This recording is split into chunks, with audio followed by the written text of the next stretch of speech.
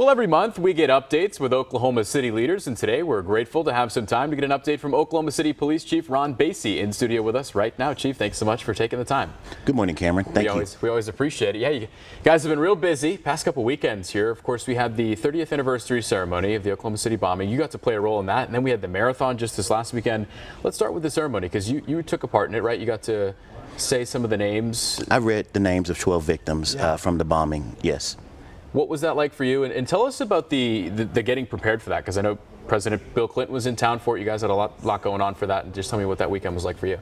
Well, it's a huge effort behind the scenes, and it's a collaborative effort from everyone at the memorial to local law enforcement. And I'll probably leave some people out, but just a huge effort behind the scenes to make that event occur. And of course, we had to deal with Oklahoma weather, which moved the event indoors. But as we do in Oklahoma, we adapt. And we overcome, and we did, and I think it was a nice ceremony, and it commemorated who we are as a community 30 years after such an amazing, or I don't want to say amazing, but just horrible tragedy. Yeah, that changed our city forever, and it was a very smooth, like you said, and a very safe event, which was in large part to you guys. The marathon, the weekend after, 25th marathon, always a big thing downtown.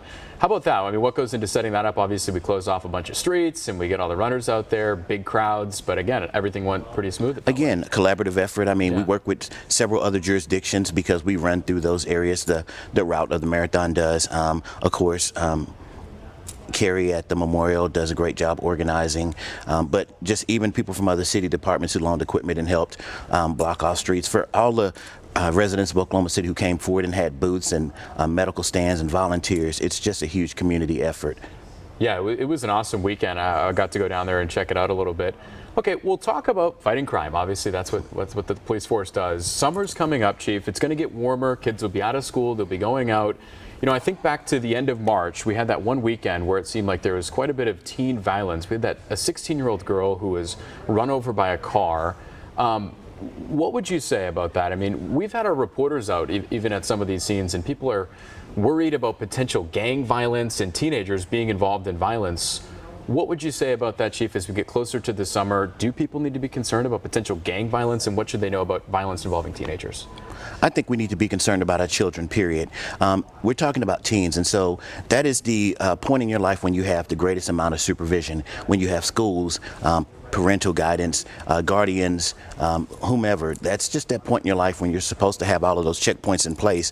And even with that being the case, we're seeing people fall through the cracks and succumb to negative influences, and gang violence is kind of the result of that. And all of these things tie together. We talked all last year about guns in cars and people not leaving guns available for kids to access. Those guns end up in the hands of people who don't have the maturity to use them safely or correctly.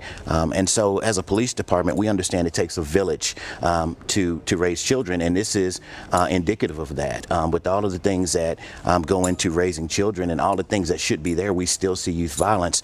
So as a police department, we're working really hard to create other avenues. So Muscles and Mentors, we have weightlifting, bodybuilding, and powerlifting at Schilling Gym, Skyline Gym at the Schilling Center, which is something new that we're trying to combine mentors with physical wellness and teach life lessons. You know, the chess club that we have under the PAL, we just had a tournament this weekend. 99 kids showed up in torrential rain. We have a kid that's going to nationals this week. I think we are working really hard to create other avenues for children to make better choices, but we can't do that alone. So we're going to ask everyone in the community, if you have those programs, reach out and get those kids early. I mean, it used to be if you can get them before a certain age, it was great. You have to go younger at this point to grab them before those negative influences kick in, because now you're battling social media and you know, digital communication, which makes it much harder. It takes a village, so definitely, finding ways to try to support our youth is going to be key.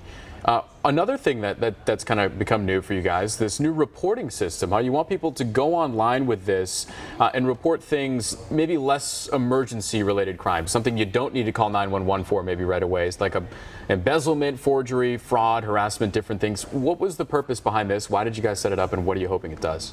Well, it does several things. Number one, it allows people to create a police report at their own convenience, from the convenience of their fingertips, as opposed to waiting for a 911 response. You come come out early for work, you're running late, and you see that your shed has been broken into, and you don't have time, you got to get the kids to school. You can do that in your own time. You can upload photos, video.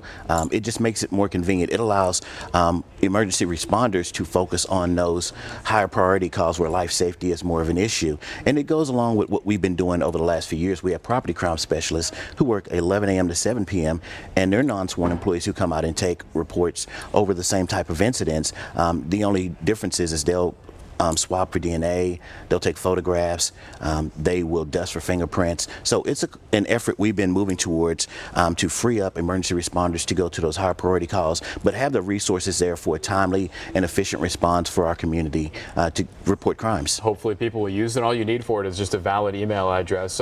Running out of time, but I did want to just check back in on the Muscles and Mentors. We just talked about supporting our youth. You guys are really making an effort towards that with the Police Athletic League. Yeah, the chess tournament. How can people get involved with that, Chief? Where can they go? Is it the website, or what's the best way for people to get kids involved with you guys? Absolutely. Visit our website. We have all of that stuff uploaded on our website. Our local PAL website has all of these things. And if not, dial 297-1000 and ask to speak to the Police Athletic League, or you can ask to speak to the FACT unit, or just, we're out there. Yeah. Hit us on our social media, Yep. and we'll respond. We appreciate you so much, as always, Chief, coming in to talk to us. A lot of hard work you're doing, and we appreciate it. Thank you so much for working to keep the community safe as well. Thank you, Cameron. We appreciate it.